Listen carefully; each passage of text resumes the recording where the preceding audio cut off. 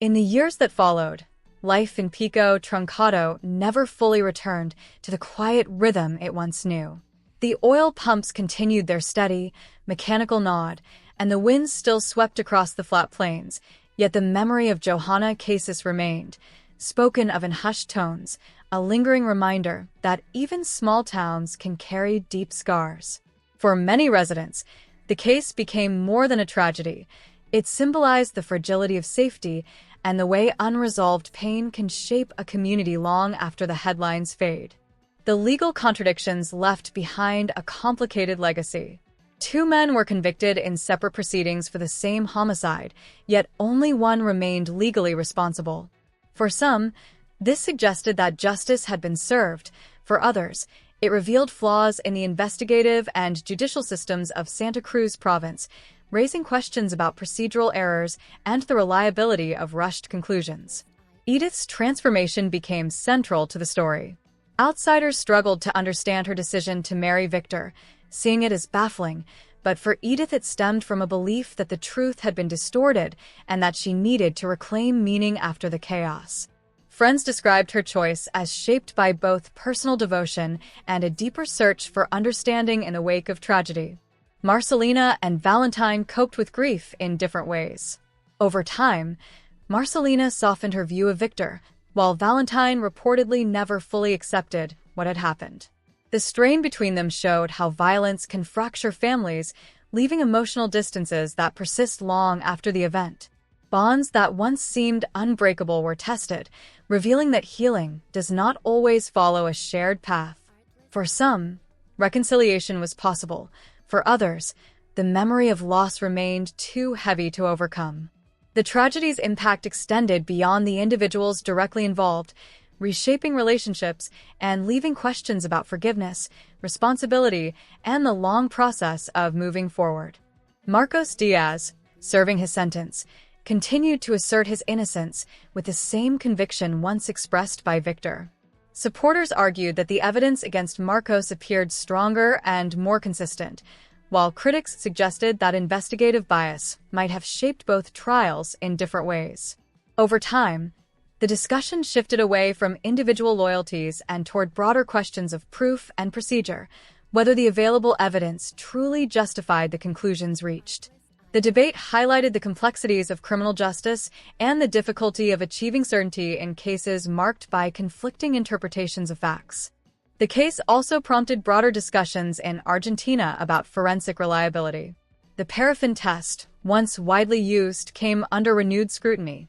Legal analysts and criminal experts cited the case's investigation as an example of why stricter evidence handling standards and independent oversight are necessary in homicide cases. For Edith, time brought change. Her relationship with Victor eventually ended, suggesting that even strong bonds can weaken under the pressure of history and personal growth. Becoming a mother marked a turning point, shifting her attention toward the future and the responsibility of building stability and protection for her child.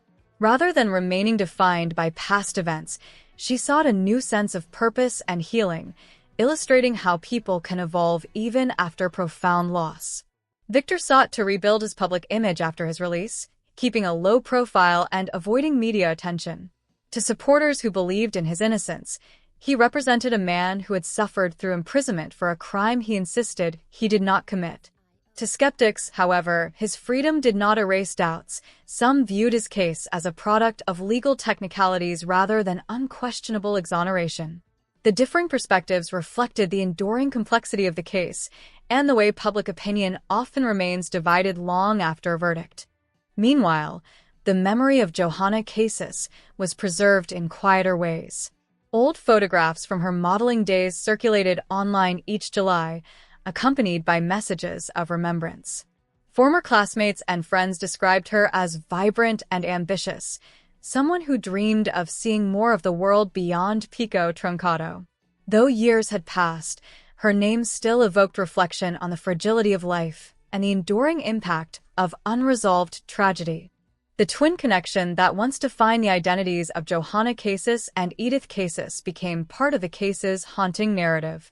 Psychologists who commented publicly noted how twin dynamics can intensify grief, particularly when identity and emotional boundaries are deeply intertwined. Losing a twin can feel like losing part of oneself. In this case, the tragedy was not only the loss of an individual life, but also the disruption of a relationship that had shaped both sisters' sense of self. Such reflections contributed to broader conversations about grief, attachment, and the psychological impact of violent crime on families. Over time, documentaries and articles revisited the story, framing it as both a crime investigation and a psychological drama.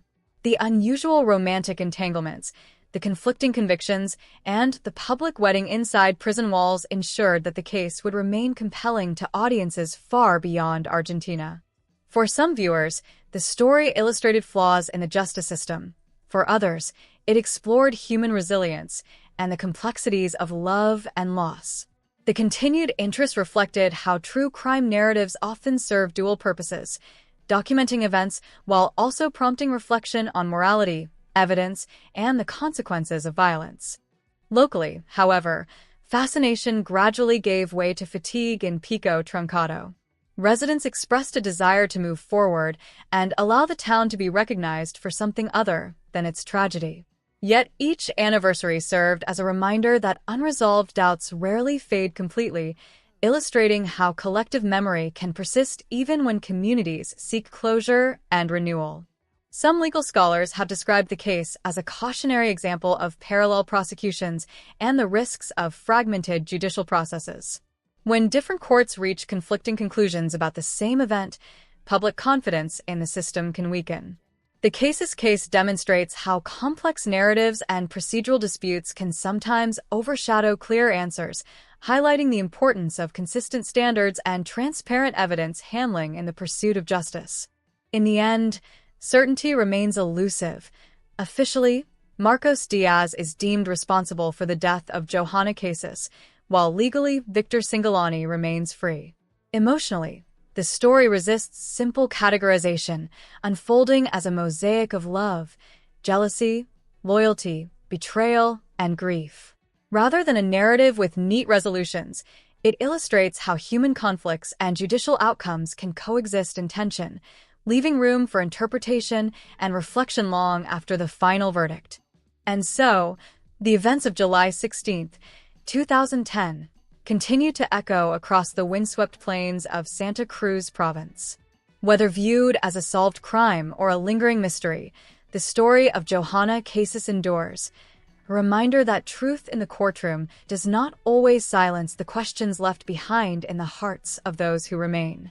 It stands as a testament to the complexity of human relationships and the enduring search for understanding in the aftermath of tragedy.